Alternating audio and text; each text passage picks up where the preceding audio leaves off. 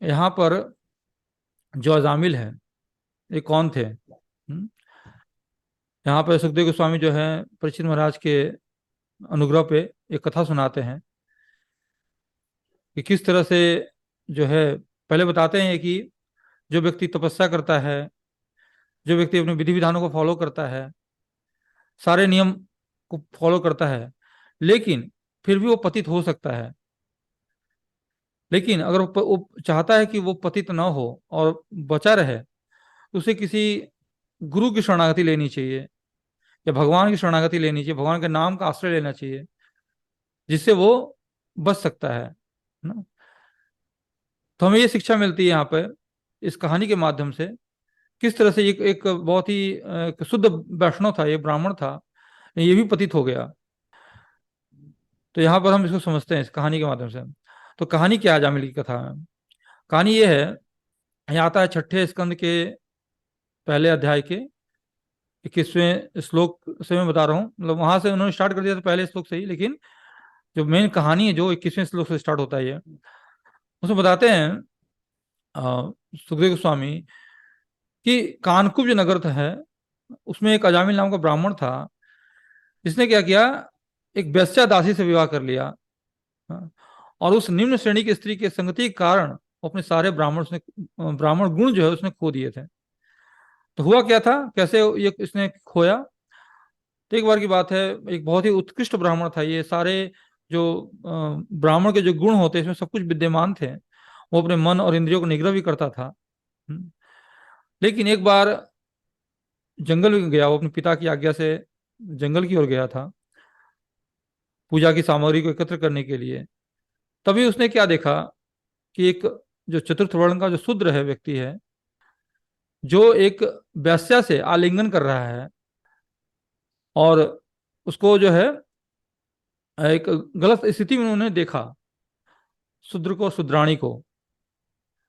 तो उन्होंने अपना जो है, जो उनका मन जो है और इंद्रियां जो है उनके बस में नहीं रही, और वो पूरी तरह से उस जो शूद्राणी है, हाँ, उसके प्रति वो आसक्त हो गया।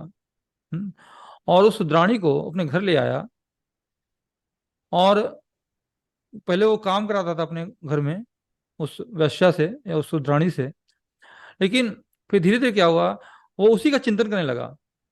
हम्म, और उस चिंतन के कारण फिर उसने अपने पत्नी को, जो उसकी अपनी एक योग्य ब्राह्मणी थी, उनकी पत्नी अच्छे कुल से थी, उसको उसने निकाल दिया। हाँ, और फिर अपने माता पिता को भी उसने त्याग दिया, उस अजामिल ब्राह्मण ने। और इस तरह से वो पूरी तरह से आसक्त हो गया उस शूद्राणी पे, उस वेश्या पे आसक्त हो गया। और फिर उसने उस वेश्या से विवाह कर लिया, और फिर उसने 10 पुत्र उत्पन्न किए उस उससे। और फिर उसने धीरे धीरे अपने सारे जो ब्राह्मण के जो कर्म थे उसका भी त्याग कर दिया उसने।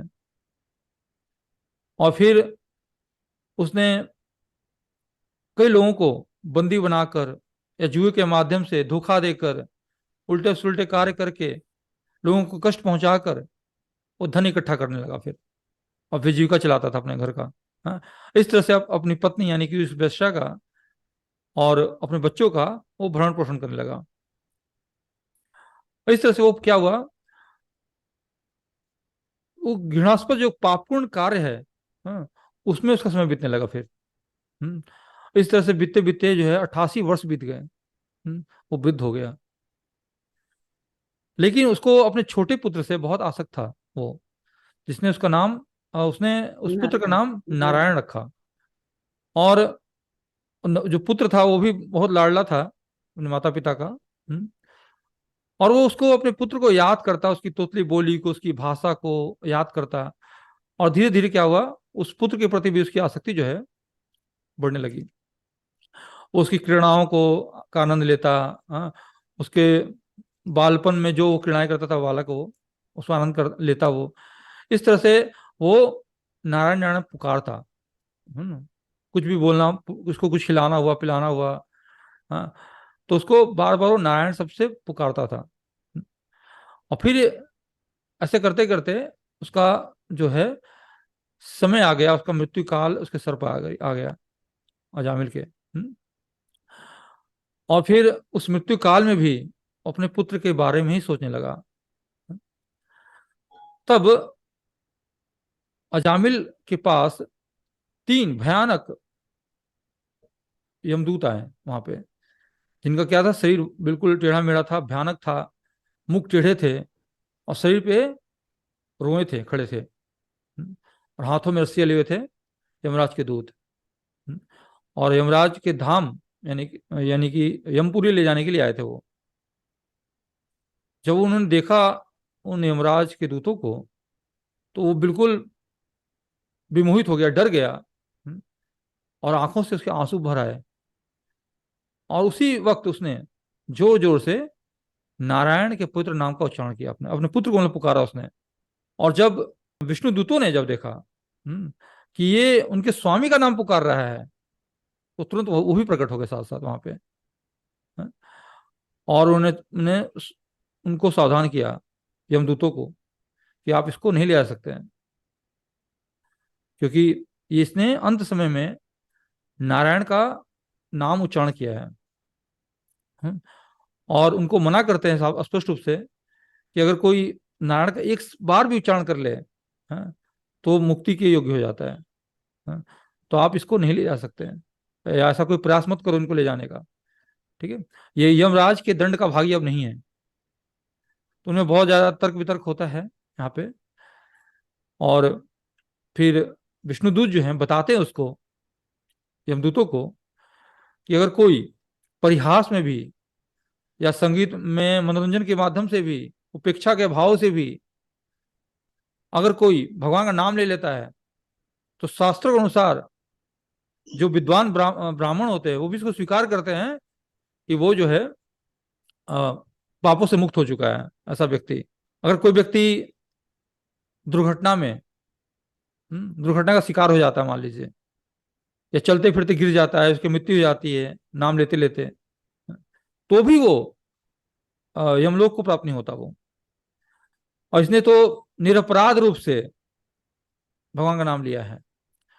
क्यों? क्योंकि उसने आपको नामाभास की अवस्था में नाम लिया है। क्योंकि हमें पता है ना कि तीन तरह से नाम जब करते हैं हम, एक होता है अपराध सहित, एक होता है नामाभास, एक होता है शुद्ध नाम। अपराध से भी क्या होता है कि हम अपराध भी करते हैं साथ साथ, है ना, मतलब नाम ठीक से नहीं लेते हैं, नाम जप करते वक्त कई तरह से कार्य करते हैं, तो वो अपराध सहित होता है। जब नामाभास में क्या होता है कि हम नाम लेते हैं और निरपराध रूप से लेते हैं, तो नामाभास होता है। मतलब भाव नहीं होता पूरी तरह से उसमें भी कृष्ण के नाम का, लेकिन फिर भी हम नाम ले रहे हैं कि चलो ठीक है। हाँ।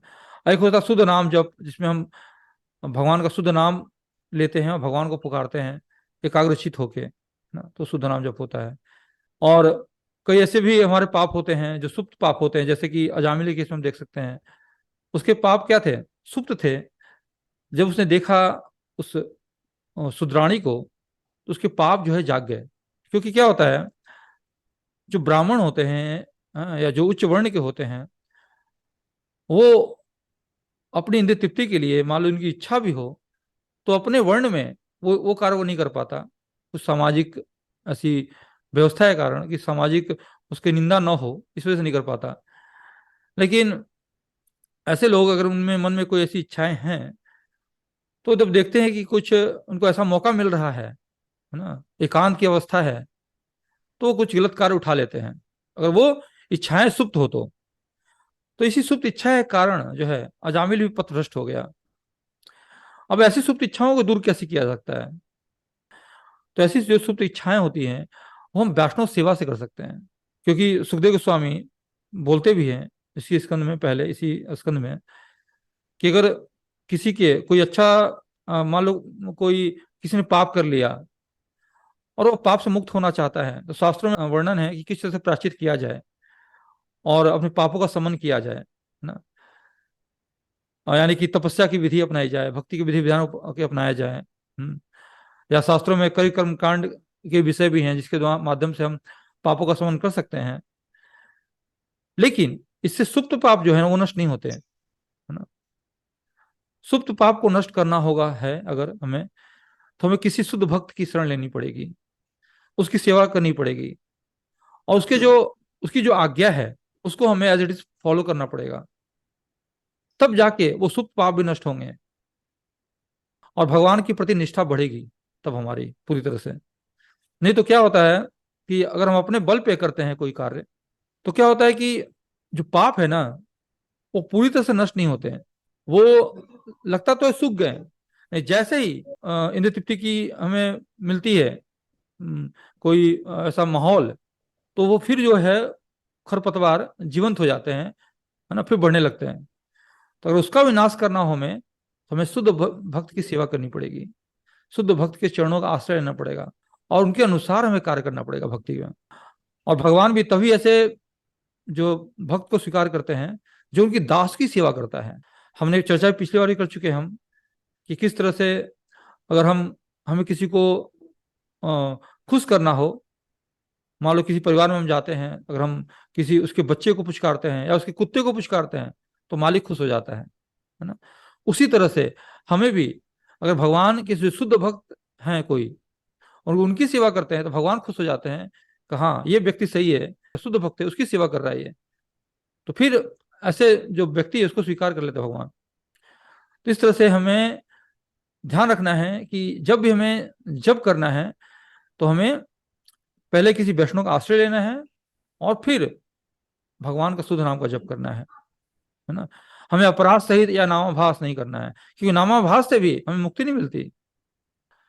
हम बस क्या होता है हमारे पापों का समन होता है ना, लेकिन वो पाप पुनः वापस आ सकते हैं अगर ऐसा कोई कंडीशन आता है तो यहाँ पर भी अजामिल के साथ ऐसा ही हुआ, क्योंकि वो नामाभास ले रहा था ना, शुद्ध नाम नहीं था उसका, वो अपने बच्चे को पुकार रहा था, लेकिन नाम लिया नारायण का उसने, उसके पापों का समन होने लगा। हाँ। इसी वजह से विष्णुदूत वहां प्रकट हो गए और उन्हें यमदूतों को रोक दिया कि ये पाप से मुक्त हो चुका है ना, लेकिन आप इसलिए इसलिए इसको आप नहीं ले जा सकते। इसलिए फिर वहां पर यमदूतों को खाली हाथ हाथ लौटना पड़ा। और बाद में जो है उसको आभास होता है, फिर जो वो दोनों की चर्चा सुनता है तो जामिल को आभास होता है कि वो कितना बड़ा पापी है, अपने को धिक्कारता है। और तुरंत वो निर्णय लेता है कि अब ये जो बचा हुआ जो जीवन है मेरा, अब मैं पूरी तरह से मनोनिग्रह करूंगा, मनो इंद्रियों को काबू में करके और भगवान की शुद्ध भक्ति करूंगा। और फिर वो हरिद्वार चला जाता है, हर की पौड़ी, और वहां पे जाके 1 साल तक वो भगवान का चिंतन करता है, स्मरण करता है, साधना करता है। और फिर उसके मृत्यु काल में वापस वही 4 जो विष्णुदूत थे वो नजर आते हैं उनको वापस। वो पहचान जाता है कि अरे वही वही वही दूत है जिन्होंने मेरी रक्षा की थी यमदूतों से। और फिर वो अपना शरीर को त्याग करता है और फिर विमान में बैठता है, सोने के सिंहासन में बैठता है उस विमान पे, और फिर बैकुंठ को जाता है। तो यानी कि भगवान के नाम में इतनी शक्ति है कि नामाभास भी व्यक्ति कोई करता है तो पाप से मुक्त हो जाता है। तो जो शुद्ध नाम जब कर रहा है और जो वैष्णव सेवा भी कर रहा है तो उसकी बात ही क्या है ना। इसी बात को चैतन्य महाप्रभु भी घोषित करते हैं ना, बोलते हैं क्या, हरे नाम ही केवलम, कलौ नास्ते व नास्ते व गतिरन्य था ना। इस कलयुग में क्या है, इस कलह तथा पाखंड के इस युग में उद्धार का एकमात्र उपाय क्या है, भगवान नाम का कीर्तन।